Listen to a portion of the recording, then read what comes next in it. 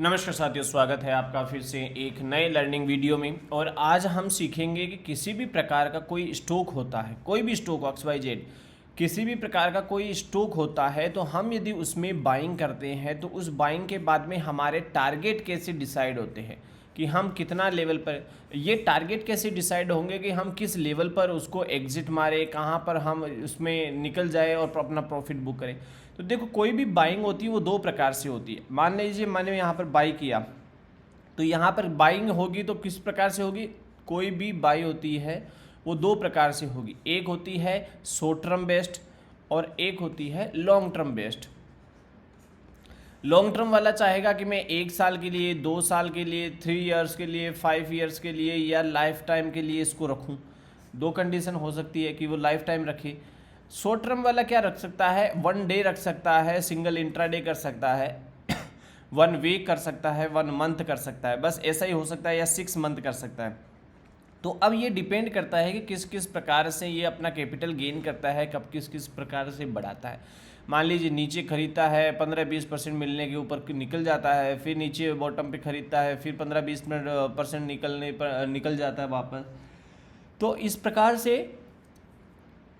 Stock वाला चल सकता है शॉर्ट टर्म बेस में और लॉन्ग टर्म बेस में। अब देखना है कि लॉन्ग टर्म का किस प्रकार से टारगेट निकलते हैं। अब देखो, शॉर्ट टर्म होता है वो टारगेट डिसाइड हो सकता है आपके इंडिकेटर बेस्ड। यदि आपको किसी भी प्रकार से शॉर्ट टर्म में जाना है तो आप इंडिकेटर बेस्ड ट्रेडिंग कर सकते हो। तो इंडिकेटर, मान लीजिए आपने स्विंग ट्रेडिंग करना है तो स्विंग ट्रेडिंग के लिए कोई भी इंडिकेटर यूज़ कर सकते हो। आपके पास में XYZ जो भी अवेलेबल होता है आप उसके अकॉर्डिंग कर सकते हो।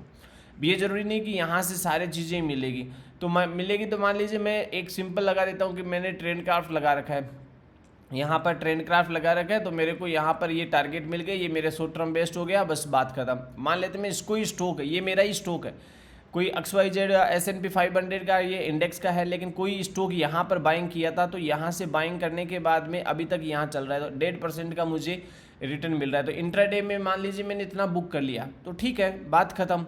लेकिन कुछ होते हैं कि जो बोलते हैं नहीं नहीं नहीं नहीं, नहीं, हम लोगों को इन फ्यूचर के लिए टारगेट चाहिए कि हम किसी भी स्टॉक का फ्यूचरिस्टिक टारगेट कैसे निकालें। वो इंडेक्स में भी ट्रेड करते हैं तो यहाँ से कितना निकालें, कितना जा सकता है, कितना नहीं जा सकता, हम लोग कैसे डिसाइड करें।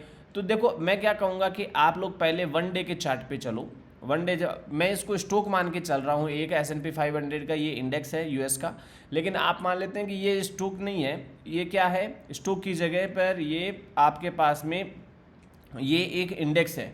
इंडेक्स है तो इंडेक्स है, लेकिन अब इसको स्टॉक में कैसे मेजर करना है वो हम इंडेक्स में मेजर कर लेते हैं। तो हमें क्या करना है, हम लोग सोचते हैं कि हमने आज इंट्राडे में ट्रेड किया, यहाँ पर मैं उसको लंबे टाइम तक रखना चाहता हूँ तो मैं उसको कन्वर्ट कर लेता हूँ, या फिर मैंने डायरेक्ट ही डिलीवरी में लिया है इन फ्यूचरिस्टिक। लेकिन मैं एक एग्जाम्पल के तौर पर यहाँ ये तो डिसाइड करूँ ना कि मेरे टाइम फ्रेम पर मैं किस लेवल पर एग्जिट करूँगा।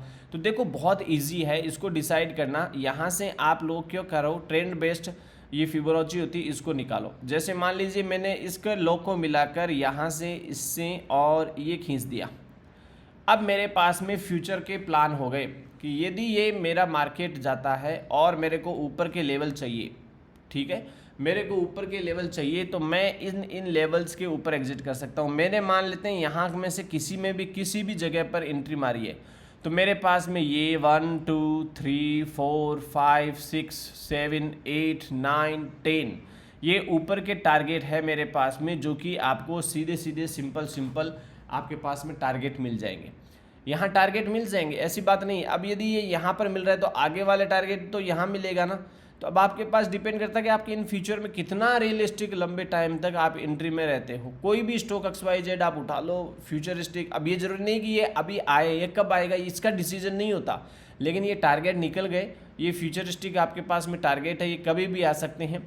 अब जब कभी भी आ सकते हैं तो जब आएंगे तब आएंगे, अब आपके हाथ में तो है नहीं, लेकिन आपने इसमें से निकाला है वो मैं आपको बता रहा हूँ कि इस प्रकार से निकाल सकते हो। जैसे मान लो तो आपने बैंक निफ्टी में इन्वेस्ट कर रखा है, आप बैंक निफ्टी में देखते हो कि इसके टारगेट कहाँ तक आ सकते हैं, कहाँ तक क्या आ सकते हैं, यहाँ अभी चल रहा है।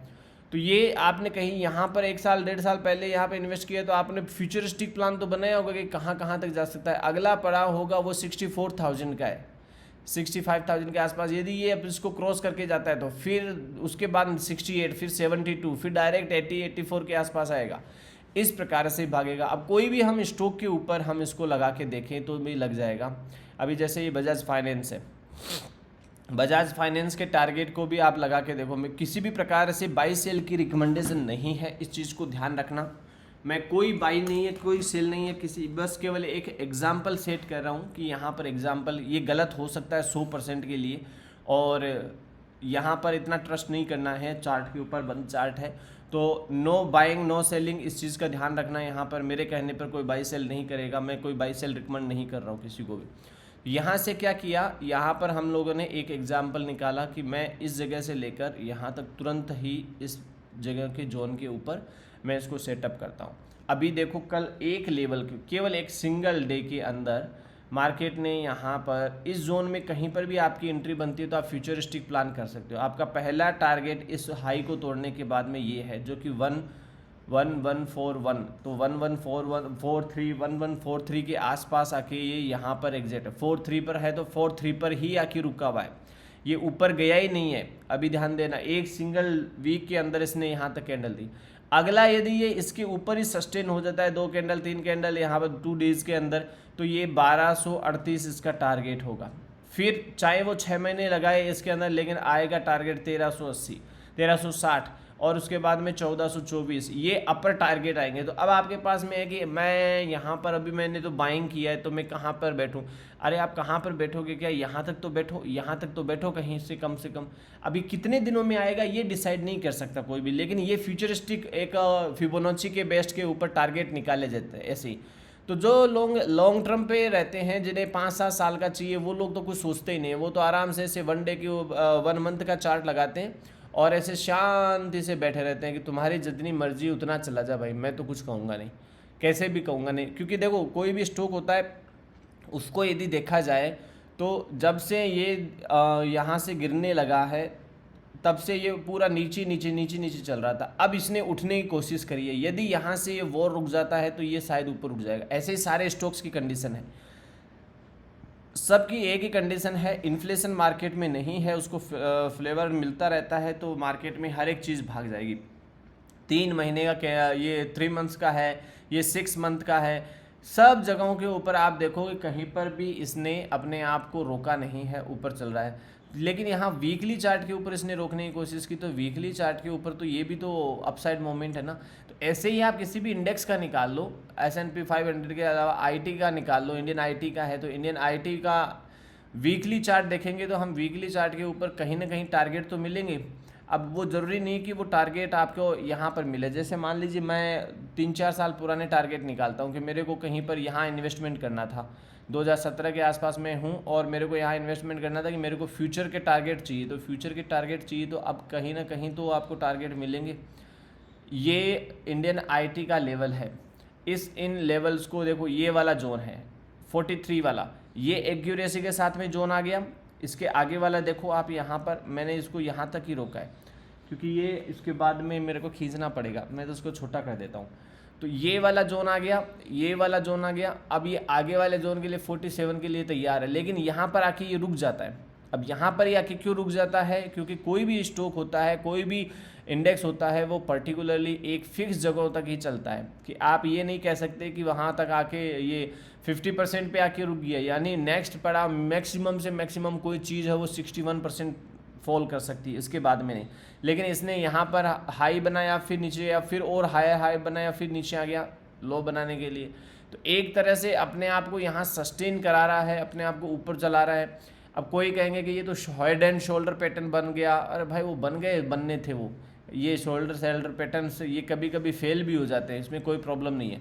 जो पैटर्न्स बनने थे बन गए, यहाँ से इसने जो तोड़ना था तोड़ चुके, अब ये नीचे आ चुके हैं, यहाँ से हो सकता है ऊपर जाए, फिर नीचे आए, फिर ऊपर निकल जाए।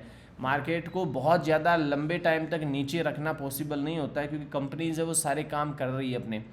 हो सकता है करेक्शन आ जाए साल के लिए, 2 साल के लिए, 3 साल के लिए करेक्शन आ जाए, लेकिन हमेशा लाइफ टाइम नीचे नहीं रह सकता। तो करेक्शन मोड कब से ऑन हो गया इसमें, ये वाला जोन यहाँ से चल रहा है, यहाँ से फिर ये ऊपर गया, फिर वापस नीचे आ गया। तो यानी कि ये 2022 से लेकर अभी तक इस बॉक्स में ही फंसा हुआ है।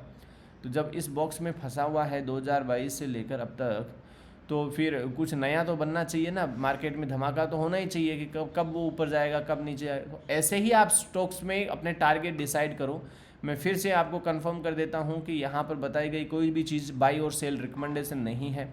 हर एक चीज़ है वो एजुकेशनल पर्पज़ के लिए है। आप किसी भी स्टॉक पे कहीं पर भी निकालते हो, मैं कभी भी कोई टिप्स नहीं देता हूँ। आप अपने ऑन रिस्क के ऊपर काम करिए।